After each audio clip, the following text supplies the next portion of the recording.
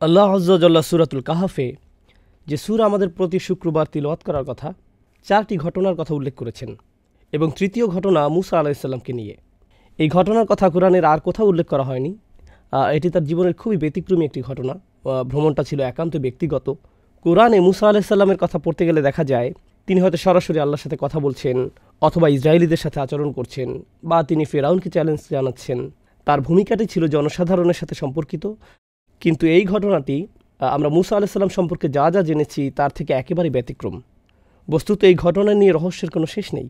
আমরা এমনকি জানি না এটি তার জীবনের কোন পর্যায়ে সংঘটিত হয়েছে। দৃশ্যত মনে হয় ঘটনাটি পানি অতিক্রম করার পরে ঘটে, কিন্তু ঐতিহাসিকভাবে ঠিক কখন কোন জায়গায় আমরা তার কিছুই জানি না। আর আল্লাহ সিদ্ধান্ত নিয়েছেন আমাদেরকে না বলার। এই খুতবার জন্য আমি কিছু কথা আজকে বলতে চাই। আল্লাহ কর্তৃক বর্ণিত এই গভীর তাৎপর্যপূর্ণ ঘটনা থেকে শুধু একটি বিষয় তুলে ধরব, আর তা হলো আল্লাহ আয্যা ওয়াজাল্লা মূসা আলাইহিস সালামের বর্ণনা দিতে গিয়ে বলেন, প্রথমত তিনি হলেন কোরআনের সর্বাধিক আলোচিত নবী। মূসা আলাইহিস সালামের নাম সবচেয়ে বেশি সংখ্যকবার উল্লেখ করা হয়েছে, আর অবশ্যই তাকেও কিতাব দেওয়া হয়েছে। তারপর সেই কিতাবটি এমন বইয়ে পরিণত হয়, অর্থাৎ আল্লাহ তাকে তাওরাত প্রদান করেন। তারপরে আসা সকল প্রজন্মের জন্য একজন করে নবী ছিল। এই নবীরা তাদের প্রজন্মকে আবারও তাওরাত শিক্ষা দিয়েছেন, আবারও শিক্ষা দিয়েছেন, আবারও শিক্ষা দিয়েছেন, আবারও শিক্ষা দিয়েছেন। তাহলে অধিক সংখ্যক নবী ছাত্র ছিল তাকে যে বই প্রদান করা হয়েছে সে বইয়ের, অন্য যে কোনো নবীর চেয়ে।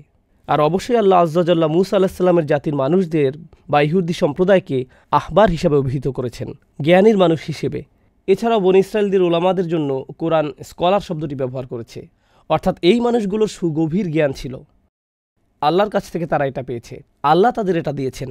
এমনকি তাওরাতের মধ্যে পরিবর্তন আনার পরেও কিছু জ্ঞান তাদের মাঝে বর্তমান আছে।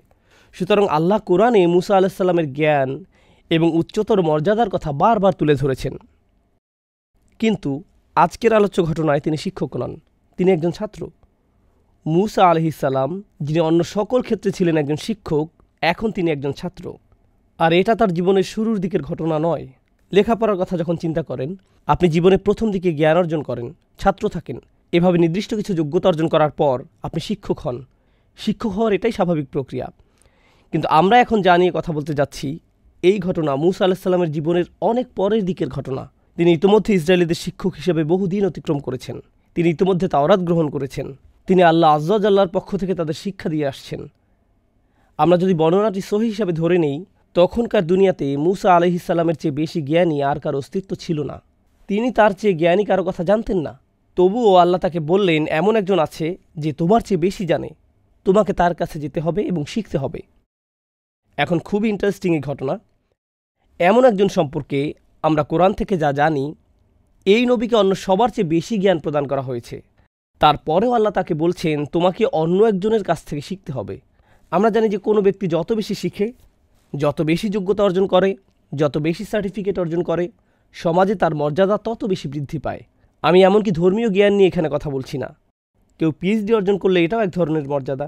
কেউ যদি বিশ্ববিদ্যালয়ের প্রফেসর হয় এটাও বিশেষ মর্যাদা। আর এই জন্যই কেউ পাশ করলে আমরা উৎসবের আয়োজন করি। মাধ্যমিক, উচ্চ মাধ্যমিক, মাস্টার্স বা পিএইচডি যেটাই অর্জন করেন।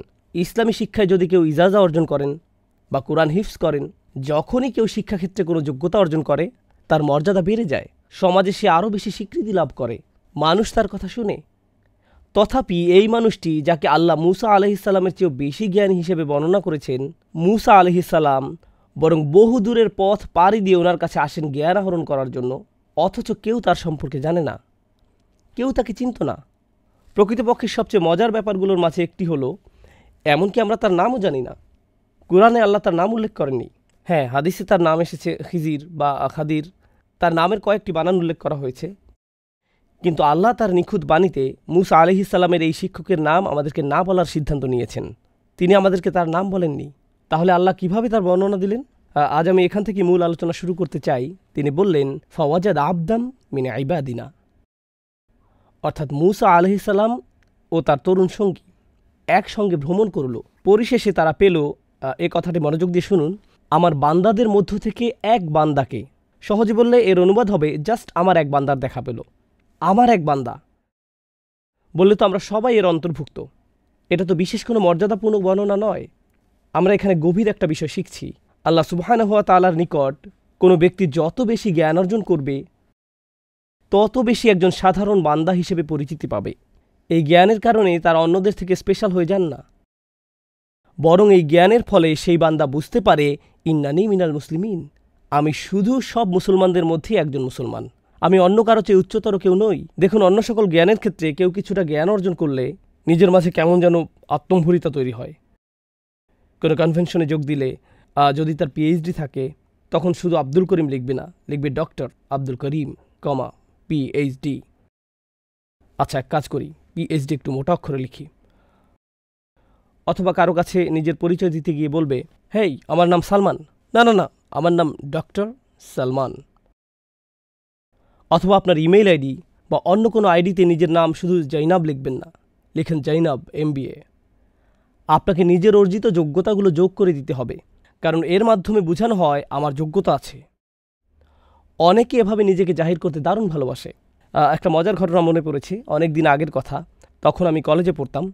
সে সময় আমরা বন্ধুরা মিলে MSA কনভেনশনে যোগ দিতাম। আমার এক বন্ধু তখন মজা করে বুকের উপর একটা নেম প্লেট ঝুলিয়ে দিত, ডক্টর ফারেস মাহমুদ PhD, গুণ 10। বিষয়টা হলো, সার্টিফিকেট আপনাকে এক ধরনের সামাজিক স্ট্যাটাস দান করে। আর আল্লাহর কাছে আমাদের স্ট্যাটাস কি? আপনার যদি সত্যিকারের জ্ঞান থাকে, আমার যদি সত্যিকারের জ্ঞান থাকে, তাহলে আমরা বুঝতে পারবো আল্লাহর নিকট আমাদের সর্বোচ্চ স্ট্যাটাস হলো আমি আল্লাহর একজন দাস মাত্র। দাস শব্দটা আমি ইচ্ছে করে ব্যবহার করছি, আমি চাকর ব্যবহার করিনি, আমি বলেছি দাস, কারণ শব্দটা কেমন যেন অপমানকর। একেবারে আক্ষরিক অর্থে আরবিতে আমাকে তো কোরআনের আরবির যত কাছাকাছি সম্ভব অনুবাদ করতে হবে। আমি রাজনৈতিকভাবে শুদ্ধ হওয়ার চেষ্টা করছি না, আমি ভাষাগত দিক থেকে সঠিক হওয়ার চেষ্টা করছি। বোঝার চেষ্টা করুন কেন এই পরিভাষাটি ব্যবহার করা হয়েছে। কারণ আল্লাহ ছাড়া অন্য যে কারো নিকট দাসত্ব স্বীকার করা অপমানজনক, কিন্তু আল্লাহর দাস হওয়া সম্মানের ব্যাপার। এর মাধ্যমে মূলত আমাদের মুক্তি ঘটে। আপনার পক্ষে এমন কোনো টাইটেলের কথা, এমন কোনো উপাধির কথা চিন্তা করা সম্ভব নয় যা দাসের চেয়ে নিচু হতে পারে। দাস, পৃথিবীতে মানুষ যত ধরনের চাকরি করে, চাকরিতে যত ধরনের পদ আছে, কেউ যদি দাসত্বের পদ গ্রহণ করে, এর চেয়ে বিনয়ী, এর চেয়ে নিচু আর কোনো পদ হতে পারে না। আর এই ঘটনায় আমরা দেখতে পাচ্ছি এমন একজনকে যার রয়েছে সর্বোচ্চ জ্ঞান, তথাপি সব মিলিয়ে তিনি শুধুই একজন আবদান, একজন দাস। অধিকন্তু এটা আল আবদ ব্যবহার করা হয়নি, এটা এমনকি মুআররাফ বিল নামও নয়। এখানে এমনকি সুনির্দিষ্ট করে দাসটিও বলা হয়নি। এমন বলা হয়নি যে ইনি সেই লোক যার কাছ থেকে তুমি শিখবে, না, যে কোনো একজন দাস। কারণ এখান থেকে আমরা জানতে পারি সত্যিকার অর্থে ইসলাম শিখার অর্থ কি। কেউ যখন সত্যিকার অর্থে আল্লাহর জ্ঞান আহরণ করে, তখন আসলে সে ব্যক্তি আরও বেশি বেশি বেশি সাধারণ মানুষদের অন্তর্ভুক্ত, তাদের উপরে নয়, সে অন্য সবার উপরে নয়, সে আরও বেশি বিনম্র। যত ডিগ্রি তার থাকুক না কেন, জানো আমি কোন ভার্সিটি থেকে পাশ করেছি, জানো আমার কতগুলো ডিগ্রি আছে, তোমার কি এই বিষয়ে ইজাজা আছে, তুমি কি অমুক শায়েখের কাছ থেকে শিখেছ, এর কোনো কিছুই এখন আর গুরুত্ব বহন করে না। এগুলো এখন অনুপস্থিত। প্রায় বছরখানেক আগের একটা চমৎকার অভিজ্ঞতার কথা আমার মনে পড়েছে। আমি আরব উপদ্বীপের দেশ ওমানে ভ্রমণে গিয়েছিলাম। সেখানকার একটি প্রোগ্রামে আমি যোগ দিয়েছিলাম, যা একটি মসজিদে আয়োজন করা হয়েছিল। প্রোগ্রামটি ছিল 7 দিন ব্যাপী। এটা ছিল একটা ইতিকাফ, যাতে আমরা 500 জন উপস্থিত ছিলাম। এটি ছিল শুধু কোরআন নিয়ে গভীর চিন্তাভাবনা বিষয়ক প্রোগ্রাম। এটাই ছিল তার মূল উদ্দেশ্য। এই প্রোগ্রামে যোগ দেওয়ার জন্য কিছু বিস্ময়কর নিয়মকানুন ছিল। তার মাঝে একটি ছিল, কোনো ফোন নেওয়া যাবে না। আস্তাগফিরুল্লাহিল আযীম। প্রোগ্রাম আয়োজকদের কাছে ফোন রেখে আসতে হবে। যদি কোনো ইমার্জেন্সি কল আসে, তাহলে তারা তা হ্যান্ডেল করবে। কিন্তু 7 দিন ধরে আপনি ফোন পাবেন না। আমি জানি না আপনি ফোন ছাড়া এমনকি নিঃশ্বাস নেবেন কীভাবে। তো আমাদের সাথে কোনো ফোন ছিল না।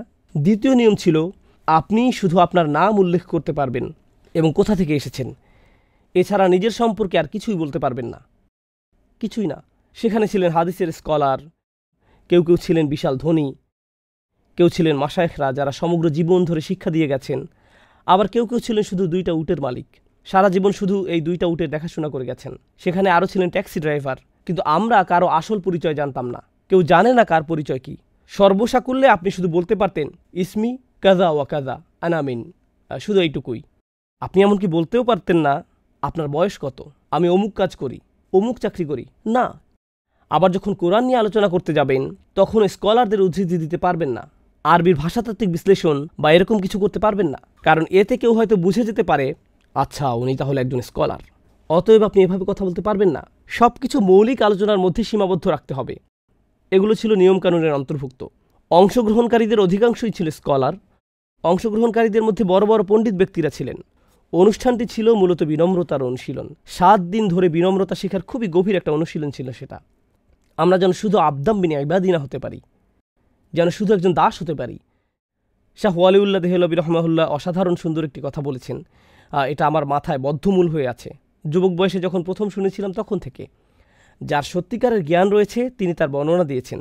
তিনি বলেন, একটি গাছে যখন ফল ধরে তখন তার ডালপালাগুলো নুয়ে পড়ে। গাছে ফল ধরলে ডালপালাগুলো নিচের দিকে ঝুঁকে পড়ে। ব্যাপারটা হলো, নিজের ভেতরে যদি সত্যিকারের জ্ঞান ফল ধারণ করে থাকেন, আপনি নম্র হয়ে নুয়ে পড়বেন। নিজেকে আপনার বড় কিছু মনে হবে না। কেউ যদি আপনার জ্ঞান নিয়ে প্রশ্ন তোলে, আপনার সমালোচনা করে, নিজের মাথায় তখন আপনি এভাবে ভাববেন না, আমার সম্পর্কে প্রশ্ন করার তুমি কে? এভাবে আমি চিন্তা করব না। আমরা বরং চিন্তা করব আবদাম বিন ইবাদিনা এর মতো। এখন মূসা আলাইহিসসালামকে কিতাবের জ্ঞান প্রদান করা হয়েছিল, তাকে ঐশী জ্ঞান প্রদান করা হয়েছিল। এটা আমার খুতবার পরবর্তী অংশ, যা আমি আপনাদের সাথে শেয়ার করতে চাই। মূসা আলাইহিসসালামকে তাওরাত দেয়া হয়েছিল, যা ছিল আল্লাহর বাণী। এটা ছিল সে সময়ের কোরআন। এমনকি কোরআনের এক স্থানে এটাকে অন্য একটি কোরআন হিসেবে বর্ণনা করা হয়েছে। এরকম একটি কিতাব তাকে দেয়া হয়েছিল। সুতরাং তিনি আল্লাহর কালাম শিখেছিলেন। তাহলে কিভাবে তিনি আল্লাহর বাণী থেকে গভীর বা ভিন্ন কিছু শিখবেন? তিনি তো ইতোমধ্যে আল্লাহর বাণী শিখেছেন। তাহলে তিনি কিভাবে অন্য একজনের কাছ থেকে শিখবেন? দেখুন, 2 ধরনের জ্ঞান আছে, 2 প্রকারের জ্ঞান আছে। একটা হলো আল্লাহর বাণীর জ্ঞান, আর অপরটি হলো বাস্তবতার জ্ঞান। তাহলে একটা হলো আল্লাহর কালামের জ্ঞান, আর একটা হলো বাস্তবতার জ্ঞান। কেউ যদি গভীর জ্ঞান অর্জন করেন, গভীর উপলব্ধি অর্জন করে আল্লাহর বাণী সম্পর্কে, তার মানে এটা নয় যে উক্ত ব্যক্তি বাস্তবতার জ্ঞান ও সত্যিকার অর্থে গভীর পাণ্ডিত্য অর্জন করে ফেলেছে। এগুলো সম্পূর্ণ আলাদা 2টি বিষয়। যার কাছ থেকে তিনি জ্ঞান আহরণ করতে যাচ্ছেন তাকে অন্য ধরনের জ্ঞান প্রদান করা হয়েছে, বাস্তবতার জ্ঞান। তাকে সে ধরনের জ্ঞান দান করা হয়েছে, কিতাবের জ্ঞান নয়। কিতাবের জ্ঞান দেয়া হয়েছে মূসা আলাইহিসসালামকে, আর এটা গভীর জ্ঞান, সর্বোচ্চ জ্ঞান, কিন্তু এটা হলো ভিন্ন ধরনের জ্ঞান। আরেকটা কারণে আমি বিষয়টার উপর গুরুত্ব দিতে চাই যে কেন আল্লাহ আযজা জাল্লা তার বিনম্রতার কথা প্রথমে উল্লেখ করেছেন এত জোর দিয়ে, এবং এরপর যোগ করেছেন আতাইনাহু রাহমাতাম মিন ইনদিনা ওয়া আল্লামনাহু মিন লাদুন্না ইলমা। এই অংশটি মনোযোগ দিয়ে শুনুন। প্রথমে বলা হলো, সে শুধুই আমার দাসদের মাঝে একজন দাস, এটুকুই, একজন গোলাম মাত্র। দ্বিতীয় ব্যাপার হলো, আল্লাহ বিশেষভাবে তাকে রহমত দান করেছেন। এরপর বললেন, আমার পক্ষ থেকে তাকে বিশেষ জ্ঞান দান করেছিলাম। অর্থাৎ আল্লাহ তাকে এমন জ্ঞান দান করেছেন যে জ্ঞান কেউ তাকে কোনোদিন শেখাতে পারত না। তাকে এমন কিছু বিশেষ জ্ঞান দান করা হয়েছে, বাস্তবতার জ্ঞান। তিনি বাস্তবতাকে এমনভাবে দেখতে পেতেন যেভাবে আমরা কোনোদিন দেখতে সক্ষম হব না। এখন যে ব্যাপারটাতে আমি আপনাদের মনোযোগ আকর্ষণ করতে চাই তা হলো, আল্লাহ আযজা ওয়া জাল্লা প্রথমে তাকে রহমত দান করেছেন। প্রথমে রহমত, পরে জ্ঞান। আতাইনাহু রাহমাতাম মিন ইনদিনা ওয়া আল্লামনাহু মিন লাদুন্না ইলমা। এই ব্যাপারটা কেন গুরুত্বপূর্ণ যে আল্লাহ তাকে রহমত দান করেছেন? বিশেষভাবে আল্লাহ তাকে রহমত দান করেছেন। আরবিতে এটাকে বলা হয় আতফ বায়ান। এমন ধরনের কিছু জ্ঞান আছে, আপনাকে যদি তা দেয়া হয়, আপনার প্রতি এর চেয়ে বড় কোনো রহমত আর হতে পারে না। যদি এগুলো জানা থাকে, আপনার জীবন অনেক সহজ হয়ে যাবে। যদি এগুলো জানা থাকে, সুখী হয়ে যাবেন। যদি এগুলো জানেন, আপনার সমস্যা দূর হয়ে যাবে। এর চেয়ে বড় রহমত আর কি হতে পারে যে আপনার অন্তর আর অশান্ত হবে না, আপনি আর উদ্বিগ্ন হবেন না, আপনি আর দুঃখিত হবেন না, আপনি আর কখনো বিরক্ত হবেন না। আপনি সর্বদা আশীর্বাদ পুষ্ট জীবনযাপন করবেন, কারণ আল্লাহ তার পক্ষ থেকে আপনাকে বিশেষ রহমত দান করেছেন, বাস্তবতা সম্পর্কে বিশেষ ধরনের জ্ঞান। এই ধরনের জ্ঞান খিজির আলাইহিসসালামকে দেয়া হয়েছিল। এখন কিভাবে এটা কাজ করে? আমি আবারও বলছি, আমি আপনাদের পুরো ঘটনা বলতে যাচ্ছি না। বাসায় গিয়ে যখন সূরার অনুবাদ পড়বেন বা তাফসীর পড়বেন, তখন এই ব্যাপারগুলো নিয়ে চিন্তাভাবনা করুন। আল্লাহ আযজা জাল্লা আমাদেরকে মূসা আলাইহিসসালামের সাথে সেই ভ্রমণে নিয়ে যাচ্ছেন। মূসা আলাইহিসসালাম তার সাক্ষাৎ পেয়ে তাকে বললেন, আলা আন তুআল্লিমানি মিম্মা উল্লিমতা রুশদা, আমি কি আপনাকে অনুসরণ করতে পারি? এর ফলে আপনাকে যে বিষয়গুলো শেখানো হয়েছে তার থেকে কিছু বিষয় আমাকে শেখাতে পারবেন? তখন শুরুতেই তিনি মূসা আলাইহিসসালামকে বললেন, এর জন্য আগে আপনাকে কিছু শর্ত পূরণ করতে হবে। যেমন ভার্সিটিতে ভর্তি হতে হলে আমাদেরকে আগে কিছু শর্ত পূরণ করতে হয়। আমাকে অনুসরণ করার জন্য যে যোগ্যতা দরকার তা হলো সবর। আপনার সেটা নেই। ইন্নাকা লান তাসতাতিআ মাইয়া সবরা, আপনি কিছুতেই আমার সাথে ধৈর্য ধারণ করতে পারবেন না। আপনার পক্ষে নিজেকে থামিয়ে রাখা সম্ভব হবে না। আপনি সংযম ধরে রাখতে পারবেন না। এই ব্যাপারটা একটু বেশি কঠিন। কি? মূসা আলাইহিসসালাম নিজেকে হ্যান্ডেল করতে পারবেন না? তিনি ফেরাউনকে হ্যান্ডেল করতে পেরেছিলেন, তিনি পানি অতিক্রম করা হ্যান্ডেল করতে পেরেছিলেন, তিনি বনি ইসরায়েলের মতো বেয়ারা জাতিকে পরিচালিত করতে পেরেছিলেন, তিনি ইতিমধ্যে অনেক কিছু হ্যান্ডেল করেছেন। যে মানুষেরা তাকে হত্যা করতে চেয়েছিল তিনি তাদেরকে হ্যান্ডেল করেছেন। আর খিজির আলাইহিসসালাম বলছেন, আপনি আমার সাথে ধৈর্য রাখতে পারবেন না? ইনি হলেন সেই মুসা আলাইহিসসালাম যিনি ইসরায়েলিদেরকে বলেছিলেন ধৈর্য ধারণ করতে। তিনি তাদের বলেছিলেন যখন ফেরাউনের বাহিনী তাদের ধাওয়া করেছিল, কাল্লা ইন্না মাইয়া রব্বি সায়াহদিনী, না না কোনো সমস্যা নেই, আমার রব আমার সাথে আছেন। ইনি হলেন ইসলামের হিরো, সবচেয়ে বেশি গুরুত্ব দেয়া নবীদের মাঝে অন্যতম। আর এই লোকটি মুসা আলাইহিসসালামকে বলছেন, আপনার যথেষ্ট সবর নেই, আপনি এটা হ্যান্ডেল করতে পারবেন না। সুবহানাল্লাহ! শুধু একবার চিন্তা করে দেখুন, কাকে এই কথা বলা হচ্ছে? এই কথা মুসা আলাইহিসসালামকে বলা হচ্ছে। যাই হোক, মুসা আলাইহিসসালামকে যখন এই কথা বলা হলো, তিনি বিনম্রতার সাথে বললেন, সাতাজিদুনি ইনশাআল্লাহ সাবিরা। তিনি এভাবে বলেননি, এক্সকিউজ মি, আপনি আমাকে সবর শেখাতে এসেছেন? শুনেন তাহলে আমার কত ধরনের সবরের অভিজ্ঞতা আছে। না না না, ইনশাআল্লাহ, যদি আল্লাহ ইচ্ছা করেন আপনি দেখবেন আমার সবর আছে। যদি আল্লাহ ইচ্ছা করেন। তিনি এমনকি নিজের সম্পর্কে গ্যারান্টিও দেননি। দেখুন, হ্যাঁ, আমি আগে ধৈর্য ধরেছি অনেকবার, কিন্তু তার মানে এটা নয় যে আমি সব সময় ধৈর্য ধরতে পারবো। যদি আল্লাহ ইচ্ছা করেন, আমি আশা করছি আপনি আমাকে ধৈর্যশীল পাবেন। সাতাজিদুনি ইনশাআল্লাহ সাবিরা। আমি এই খুতবার শেষ কয়েক মিনিট বাস্তবতার জ্ঞান নিয়ে কথা বলতে চাই এবং আপনাদের নিকট তুলে ধরতে চাই কিভাবে মুসা আলাইহিসসালামের ধৈর্যের পরীক্ষা নেওয়া হয়েছিল, কিভাবে বাস্তবতার জ্ঞান রহমতে পরিণত হয়। আমি চাই আপনারা এভাবে চিন্তা করুন। বাস্তবতা হলো দুই রকম, একটা আপনি চোখে দেখতে পান আর অন্যটা চোখে দেখা যায় না। এই মুহূর্তে আমি আপনাদেরকে দেখতে পাচ্ছি, আপনাদের দুই কাঁধের ফেরেশতাদেরকে দেখতে পাচ্ছি না। আমি ওনাদের দেখতে পাচ্ছি না, কিন্তু ওনারা বাস্তব, এখানেই আছেন। তাহলে এক ধরনের বাস্তবতা আমরা দেখতে পাই আর অন্য বাস্তবতা আমরা দেখতে পাই না। লাইলাতুল কদরে আকাশের দিকে তাকালে আপনি শুধু আকাশই দেখতে পান, কিন্তু অদৃশ্য বাস্তবতা হলো সমগ্র আকাশ অবতরণরত ফেরেশতাদের দ্বারা ছেয়ে থাকে। তানাজ্জালুল মালাইকাতু ওয়ার রূহু ফিহা বিইذনি রাব্বিহিম মিন কুল্লি আমর। এটা হলো একটি অদৃশ্য বাস্তবতা, বুঝতে পারছেন? একটা হলো দৃশ্যমান বাস্তবতা এবং অপরটা হলো অদৃশ্যমান বাস্তবতা। এই জ্ঞান আমরা যা প্রতিনিয়ত দেখতে পাচ্ছি, আমাদের সকল মতামতগুলো, সকল অনুভূতিগুলো এবং সকল চিন্তাভাবনাগুলো সব সময় দৃশ্যমান বাস্তবতা দ্বারা প্রভাবিত হয়। কারণ আমাদের নিকট বাস্তবতা এটাই। খবরে যা দেখতে পান, নিজে যার অভিজ্ঞতা অর্জন করেন, এগুলো হলো আপনার জীবনের বাস্তবতা। কিন্তু এই বাস্তবতার বাহিরেও আছে আরেক ধরনের বাস্তবতা, সোর্স কোডের মতো। যেমন আপনি শুধু অ্যাপের সামনের দিকটাই দেখতে পান, এর পেছনে যে প্রোগ্রামিং কোড রয়েছে তা দেখতে পান না, একটা পর্দা। এবং আল্লাহ আযজা জাল্লা কিয়ামতের দিন সম্পর্কে বলেন, ফাকাশাফনা আনকা গিতাআক ফাবাসারুকাল ইয়াউমা হাদিদ। তোমার সামনে যে পর্দা ছিল তা আমি সরিয়ে দিয়েছি, তোমার দৃষ্টি আজ খুব তীক্ষ্ণ, তুমি খুব পরিষ্কারভাবে সব দেখতে পাচ্ছ। অন্য কথায় আল্লাহ এখন পর্দা সরিয়ে ফেলেছেন, তাই তুমি এখন দেখতে পাচ্ছ অদৃশ্য বাস্তবতাও। আসলে আমাদের জীবনের প্রায় সকল ক্ষেত্রে আমরা কখনোই জানতে পারি না আল্লাহ যা যা করেন তা কেন করেন। আমরা জানি না। আমরা জানি না কেন আপনি গাড়ি অ্যাক্সিডেন্টের কবলে পড়লেন, আমরা জানি না। আমরা জানি না কেন আপনি চাকরি হারালেন, আমরা জানি না কেন আপনি অসুস্থ হয়ে পড়লেন, আমরা জানি না কেন এই সমস্যা ঘটল, কেন ওই সমস্যা দেখা দিল। আমরা জানি না কেন আপনার ভাই স্কুলে ভালো রেজাল্ট করলো আর আপনি ফেল করলেন, আমরা জানি না। আমরা জানি না কেন আপনি বেঁটে আর আপনার সকল ভাই বোনেরা যথেষ্ট লম্বা। আপনি তখন ভাবতে শুরু করেন, আল্লাহ কেন এমনটা করলেন? তিনি কেন আমাকে বলেন না যে তিনি আমার থেকে কি চান? কেন তিনি অদৃশ্য জগতের পর্দা একটুখানি সরিয়ে দেন না, যেন আমি দেখতে পারি আসল রহস্য কি? আমি যদি জানতে পারতাম তাহলে হয়তো আমার অস্থিরতা দূর হতো। কারণ যদি না জেনে থাকেন, যদি কোনো বিচারক আপনার সম্পর্কে কোনো রায় দিয়ে থাকে, আপনি তখন স্বাভাবিকভাবেই জিজ্ঞেস করবেন, কেন আমাকে জরিমানা দিতে হবে? বিচারক উত্তরে বললেন, সেটা অদৃশ্য জগতের জ্ঞান, আমি আপনাকে তা বলতে যাচ্ছি না। কোনো বিচারক যখন আপনার সম্পর্কে কোনো রায় দিয়ে থাকে আর আপনি জানেন না কেন এই রায়, আপনি তখন অশান্ত হয়ে ওঠেন। আমি এটা মেনে নিতে পারি না, আমি এটার ব্যাখ্যা চাই। আপনি তো এর ব্যাখ্যা আমার কাছ থেকে গোপন রাখতে পারেন না। আল্লাহ মুসা আলাইহিসসালামকে দেখালেন সব কিছুর সব সময় ব্যাখ্যা আছে, কিন্তু আল্লাহ সিদ্ধান্ত নিয়েছেন ওমা কানা আল্লাহু লিইতলিআকুম আলাল গায়ব। আর আল্লাহ সিদ্ধান্ত নিয়েছেন তিনি তোমাদেরকে অদৃশ্য জগতের খবর জানাবেন না। তিনি সকল দৃশ্যমান বিষয়ের পেছনে রয়েছে। আর আল্লাহ সিদ্ধান্ত নিয়েছেন তিনি তোমাদেরকে অদৃশ্য জগতের খবর জানাবেন না।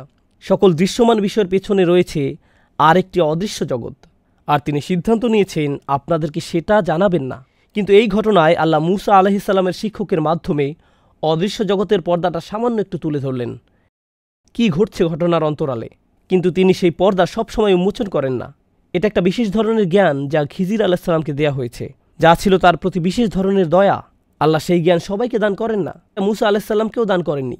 অর্থাৎ এটা এমন এক বাস্তবতা যা এমনকি তিনি তার রাসূলদের নিকটও উন্মোচিত করেন না আলাইহিমুসসালাতু ওয়াসসালাম। আমরা এখান থেকে খুব গুরুত্বপূর্ণ একটা বিষয় শিখছি। তাই মুসা আলাইহিসসালাম দেখলেন এক ব্যক্তি বৈধভাবে পরিশ্রম করে জীবিকা উপার্জন করছে, আর তার জীবিকা উপার্জনের একমাত্র মাধ্যম হলো তার নৌকাটি, আর সেই নৌকাটিই কিনা ফুটো করে দেয়া হলো। তার শিক্ষকই এই কাজ করলেন। কি করছেন আপনি? এটা তো পুরোই একটা জঘন্য কাজ। খিজির আলাইহিসসালাম বলেন, আগেই বলেছি আপনি এটা হ্যান্ডেল করতে পারবেন না। এটা এমন কোর্স নয় যেটা করে আপনি নিজেকে ঠিক রাখতে পারবেন। এটা করার জন্য যে ধৈর্য লাগে সেটা আপনার নেই। অর্থাৎ মুসা আলাইহিসসালাম অন্যায় অবিচার দেখলে চুপ করে দাঁড়িয়ে থাকতে পারেন না। যখন দুই ব্যক্তিকে মারামারি করতে দেখলেন, তিনি দাঁড়িয়ে থাকলেন না, নিজে গিয়ে এটার সমাধান করতে চাইলেন। তিনি যখন দেখলেন দুইটি মেয়ে নিজেদের পশুগুলোকে পানি পান করাতে পারছে না, তিনি এগিয়ে গিয়ে তাদের সাহায্য করলেন। এখন তিনি যখন দেখলেন একজন নির্দোষ বাচ্চাকে হত্যা করে ফেলা হচ্ছে, একটি নৌকা কোনো কারণ ছাড়াই ডুবিয়ে দেওয়া হচ্ছে, অবশ্যই তিনি এগুলো মেনে নেবেন না। আর এখানেই ছিল তার ধৈর্যের পরীক্ষা। অন্য কথায়, যখন আপনি আমি কোনো অন্যায় হতে দেখব, নিজেদের ব্যক্তিগত জীবনে, নিজস্ব গণ্ডির ভেতরে, যখন দেখবেন কেউ আপনার নিজের প্রতি অন্যায় করছে বা অন্য কারো প্রতি অন্যায় করছে, আপনি তখন প্রশ্ন করতে শুরু করেন, এই অন্যায় অবিচারের কারণ কি? এটা তো ঠিক না। ব্যাপারটা আপনাকে ক্ষুব্ধ করে তোলে, নিজের ভেতরে খুব অশান্তি অনুভব করেন।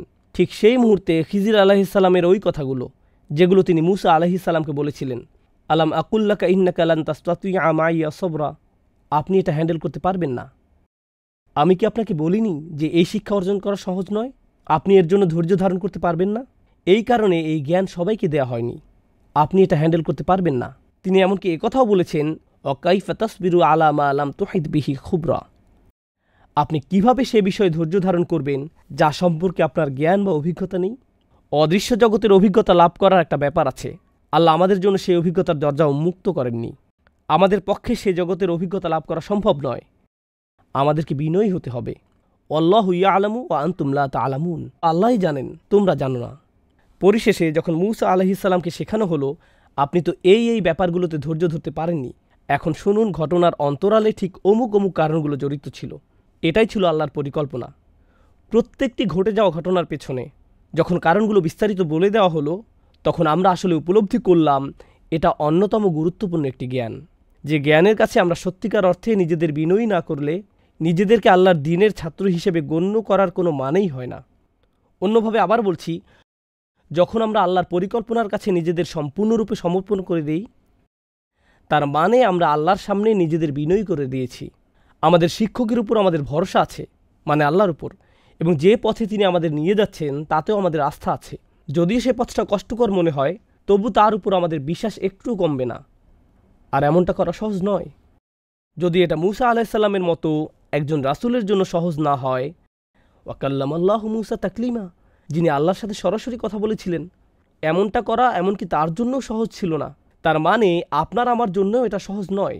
এটা জীবনের অন্যতম একটা কঠিন কাজ যা আমাদের করতে হবে। আর তা হলো সত্যিকার অর্থে মন থেকে আল্লাহর পরিকল্পনা মেনে নিতে সক্ষম হওয়া। এটা উপলব্ধি করতে সক্ষম হওয়া যে নিশ্চয়ই এর পেছনে আরও বড় কোনো পরিকল্পনা রয়েছে। প্লিজ এই খুতবায় আমি যে ব্যাপারটা তুলে ধরতে চাচ্ছি তা বুঝতে ভুল করবেন না। আমি বলছি না যে মানুষ যখন আপনার সাথে বৈষম্যমূলক আচরণ করে বা অন্যায় আচরণ করে অথবা কোনো অন্যায় কাজ হতে দেখেন, আপনার তখন কিছু বলা উচিত না, কারণ এটা আল্লাহর প্ল্যান। আমি এখানে ধৈর্য অবলম্বন করব, কিছু বলবো না। এখানে এটা বলা হয়নি। এখানে এমন সব ঘটনাবলী সম্পর্কে বলা হচ্ছে যা আমাদের নিয়ন্ত্রণের বাহিরে। যখন এমন কিছু ঘটে যা আমাদের পক্ষে নিয়ন্ত্রণ করা সম্ভব হয় না, মনে রাখবেন তার জন্য একটা পরিকল্পনা আছে। তখনও আল্লাহর একটা পরিকল্পনা কাজ করে। আমাদেরকে তো ন্যায় বিচারের জন্য দাবি জানাতে হবে, অন্যায়ের বিরুদ্ধে রুখে দাঁড়াতে হবে। এই বাধ্যবাধকতা আমাদের উপর আছে, কিন্তু এটা এর বাহিরের একটা বিষয়। ওইটা তো সুস্পষ্ট কমন সেন্সের ব্যাপার, যা নিয়ে কোরআনের সর্বোচ্চ আলোচনা করা হয়েছে। কিন্তু আল্লাহ আজ্জা জাল্লার সামনে একটি মনোভাব পোষণ করার ব্যাপার আছে। আমি এভাবে বলবো না, ইয়া আল্লাহ, আমি তো এই পরিকল্পনার পেছনে কোনো যৌক্তিক কারণ খুঁজে পাচ্ছি না।